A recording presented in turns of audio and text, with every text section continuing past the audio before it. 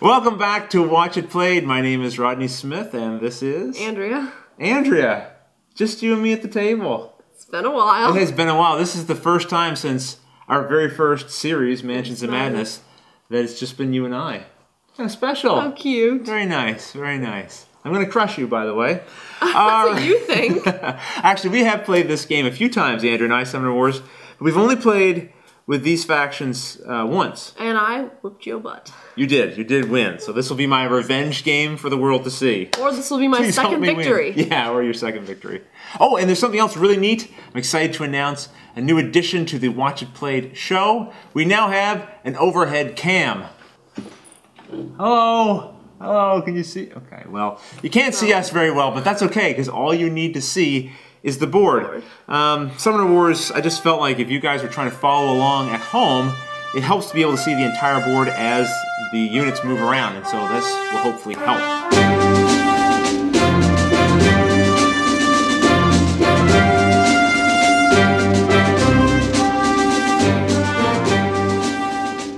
Alright, so to begin, we have to decide who's going first. Let's each roll a die, and whoever gets highest gets to decide who goes first. Oh, that's going to be hard to beat. Oh, it's a tie. Roll again. Oh, Andrea. Okay, Andrea won, and you want to go first? You want me to go first? You're going to go first. I'm going first. So as the first player, I don't get to do my draw, I don't get to summon anything, I don't get to play any event cards, and I only get to move 2 of my units during the movement phase. Have fun doing hardly nothing this turn. That's right. Well, I'm going to make the best of it. So first I'm going to pick 2 units to move. So for my movement, I thought about moving a couple of these units here. Now the problem with the zombie warrior is his ability allows me to bring out zombie warriors from my discard pile when he kills something. But there's nothing in there right now, so getting him into the action is probably not the best right now. So instead, I'm going to bring my skeletal archer 2 spaces forward, which will put me within range of her archer, so this turn I can attack. And then the reaper, I want to bring this closer as well. So I'm going to go 1, 2, like that, and that will end my movement phase. And now in the attack phase, I can attack with up to 3 of my units, but only 1 of my units is within range of my opponent. So the skeletal archer is the only one that can attack. It has an attack value of 1. It's going to be targeting this archer back here. So I'll roll 1 die, and I'm hoping for 3 or higher. And I got a 3. So that means I place a wound token on the stalwart archer. So now that my attacking's over, I get to build magic. But I have no cards in my hand, so I got no magic to build. My turn's over. Now it's Andrea's turn.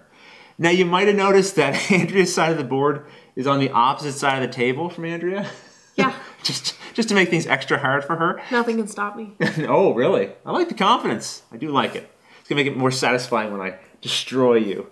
But what we're going to do is we're going to cut away for a moment, let Andrea pick up her 5 cards, plan what she's going to do, then we'll come back and she'll explain it. Okay, so I've drawn my cards, and I'm not going to be summoning anything or playing any event cards. Yes! So now what? Now it's just movement phase. Okay. Okay, so I'm going to be moving a Guardian Knight 2 spaces, and another Guardian Knight over here. And that's all for my movement phase. And now for my attack phase. I'm going to be using my Stalwart Archer against Dad's Skeletal Archer. That's a 4. That's a hit, and he dies.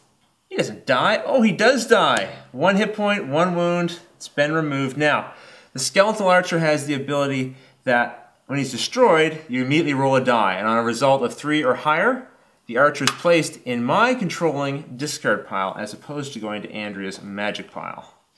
I rolled a 6, so it goes to my discard pile. And I'm going to use my Priest.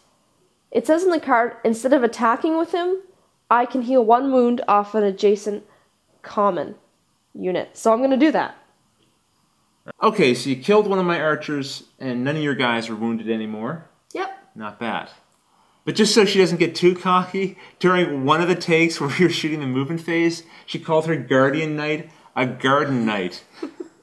That's right, get out your pruning shears. The Garden Knight is coming. Green thumbs coming at you. Okay, so it's time to build magic. What are you doing for that? I'm just going to be discarding 3 cards. Discarding them? Yeah, well, building the magic. Building the magic, all right. 3 cards going to the build magic phase, and now it's my turn. Alright, now finally I get some cards in my hand. The first phase I get to draw 5 cards, and 3 of these you'll have seen before. We have another Reaper, Skeletal Archer, and Zombie Warrior. So one of each of my common units that we've already seen on the battlefield, as well as Magic Drain. Now this allows me to choose an opponent, and if I have fewer units on the battlefield than my opponent, I can remove up to 2 cards from the top of Andrea's magic pile and put it into my own magic pile. I definitely think this is one I'll probably play. And then Legions of the Dead. Now this allows me to give my summoner a special ability called Greater Raise. And instead of attacking with Reptalis, I can spend 3 magic points to choose up to 3 common Fallen Kingdom units from my discard pile and then put them adjacent to Reptalis. So even if some of my units get wiped out, as one of them already has, I have the ability to bring them back later in the game. Alright, so for the summon phase, I'm choosing not to summon anything. You can't anyway. You have no magic. Okay, fine. So I'm not summoning because I can't. But I can play magic event cards. I'm playing Magic Drain, and I just explained to the viewers what that does. It's going to allow me to take 2 of your magic cards, put them in my pile, because you have more units than I do. Aww. Yes, and now I am going to do my movement phase. Okay, so for my movement phase, really straightforward. I'm going to bring this Zombie Warrior over here. I'm going to bring the Reaper up 2 spaces this way, and then my Skeletal Archer, I'm also going to move that 2 spaces forward like so. And now for my attack phase, the Zombie Warrior is going to attack the Garden Knight. I'm going to trim his hedges. Rolling 1 die, and I got a 6. That's a hit. So I'm going to put a wound token on the Guardian Knight, and he has 2 hit points, so he's not dead yet. And now I can build magic, and I'm going to put 2 of the cards that are in my hand into my magic pile, which means I now have 4 cards in my magic pile. And it goes to your turn, Andrea. I'm going to give you a second to draw your 3 cards and look it over and decide what you're going to do next.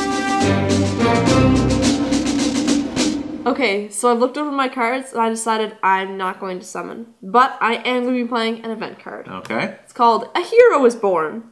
Search your draw pile for a champion, reveal the card, and then shuffle back your draw pile. Okay, so you're going to go into your draw pile and find a champion. And then put it in my hand. Okay. So I found my champion. Here he is. Here he is. Okay, let me see this. Alright, so Andrea picked the Lightbringer. Look at the hit points on this thing. Oh my goodness. Thankfully it costs 7 to summon. So that'll hopefully keep her from bringing it out too soon. And it says when there are 4 or more wound markers on this card, you get to add 2 to Kalon Lightbringer's attack value. Alright, here's your nasty card. Thank you, and you can discard this for me. Will do. Her event card goes to the discard pile, and now it's time for my movement and attack. Okay, so I'm going to move my Guardian Knight up here, and my Priest over here. And that's all I'm going to do for my movement phase. And now for my attack phase. I'm going to use my Guardian Knight against the Zombie Warrior. Which will 1 die. Ooh, it's a hit. So my Zombie Warrior takes 1 damage. And nothing else can attack. So now it's the last phase, building magic. I'm putting 1 over here. Just 1 card. My turn's done. Nice. So it's my turn now. I'm going to draw up to 5 cards in my hand and let you see what I get. Alright, so I got my hand of 5 cards. I've still got the Reaper and Skeletal Archer from before, but now I've also drawn 2 more Zombie Warriors and another Reaper. Now, I got rid of one of my Zombie Warriors from before when I built magic, and I did that because Zombie Warriors can come back from your discard pile once you get them into your discard pile. So I threw some in my magic pile so I could hopefully spend the magic this turn, dump them into my discard pile, and that way, if this Zombie Warrior here defeats the Guardian Knight, its special ability is it allows me to draw another Zombie Warrior from my discard pile and put it in the location of where my opponent had been. So that's what I'm hoping to do. So on my summon phase, I'm actually doing something. I'm bringing stuff out. So I'm going to spend 2 magic, and I'm going to put a Zombie Warrior down here beside my wall. Mushroom head? Yeah, he does kind of look like he has a mushroom on his head. And then I'm going to spend 1 to bring out a Skeletal Archer. I need something with range, because I think Andrew's going to turtle back there. I need something that can hit stuff.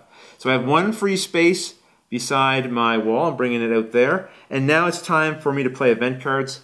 I'm choosing not to. Let's just say that. So you have none. Okay, or maybe I have none. And now it's time for movement and attack. For movement, I'm going to bring the Reaper up 1 space closer. I'm going to bring the Skeletal Archer 2 spaces closer. And then my Zombie Warrior, I'm going to move here and then here. And that's going to end my movement phase. Alright, so my Reaper is going to do some reaping. I'm going to attack the Guardian Knight. Yes. No. So a 2 is a miss. But that's why I have the Zombie Warrior. So my Zombie Warrior is now going to attack that Guardian Knight again. And no, it's a 5. Green Thumbs! Green Thumbs is dead. So this card is removed and goes into my magic pile. And because that was killed with a Zombie Warrior, that means the Zombie Warrior's Infect ability kicks in, and I get to bring another Zombie Warrior out and place it in the same space where the opponent's unit died. And for my last attack, the Skeletal Archer is going to launch an arrow into the face of the Guardian Knight. And it's a hit. Alright, so I'm going to dump some magic here in the magic pile. This is like the 6th take. Every time I say I'm dumping magic, she interprets it in some other rude way. I'm not taking a dump, I'm dumping magic. Sure. Just draw your cards and start your turn. Teenagers. Okay, so I'm not going to be summoning anything, as usual, but I am going to play an event card. Alright. Called Holy Judgment, and all priests you control add 2 to their attack value until the end of the turn. Nice. Your priest is now going to swing with 3 dice. Excellent. Well, anything else you're playing for your event phase? Nope, it's movement and attack. Okay. Okay, so I'm going to move my Guardian Knight over here, and the priest up here. Alright, stop messing with my Zombie Warrior. Mushroom. And I'm going to be moving my Archer right here. Alright. Okay, so now it's time to attack. I'm going to use my Archer first. Hit! Oh, that's a big hit. 1 wound on my Zombie Warrior. Next. And I'm going to use my Guardian Knight. Alright. Oh, another hit. And dead. That's 1 hit point, so it goes right to Andrew's magic pile. Wait a Oh, second. wait. No, it does not. First, I have to roll, because in case it's a 3 or higher, I actually get to put that in my discard pile. It's a 4, so it goes to my discard pile. And now my priest is going to hit the Zombie Warrior. And remember, since I played that event card, Holy Judgment, I get to roll 3 dice now. Okay. Wow, all hits. And it only has 2 hit points, so that kills the Zombie Warrior. That will go to Andrew's magic pile. So now it's my turn to take a dump. I'm sorry. We do try to keep this to be a family show. Alright, so that's the end of your turn. It's now my draw phase. Okay, so now in my hand I have a Reaper, his twin, another Reaper, I have a Wall, I have another Magic Drain. Remember, I get to choose an opponent, and if I have fewer units on the battlefield, I get to take 2 of their magic. However, we have the exact same number of units on the battlefield right now. And then I also have my first champion I've seen so far. This is Skull. Got 6 hit points, attacks with 3 dice, costs 6 to bring out, and has the Fear ability. Each time a common enemy unit moves adjacent to Skull, roll a die. On a result of 5 or higher, discard the moved card. So pretty powerful there. She definitely won't want to get her units next to Skull. Alright, at the end of this video, I will show you those cards again. I will show you an overview of the battlefield. And then, in the YouTube comments, I want you to tell me what I should do for my entire next turn. What should I summon? What should I play for event cards? Which units should I move? Which units should I attack with? Which cards should I use to build magic? And then once you propose that, if you're reading the YouTube comments and you like what someone else has already suggested, give it a thumbs up. If you don't like it, maybe you could say why and propose your own idea, and maybe that one will get more votes. Whichever one does get the most votes, that's the move that we'll do. We'll even mention that person's name who proposed it in the next episode. Until then, I'm Rodney Smith, this is Andrea, and thanks for watching it played.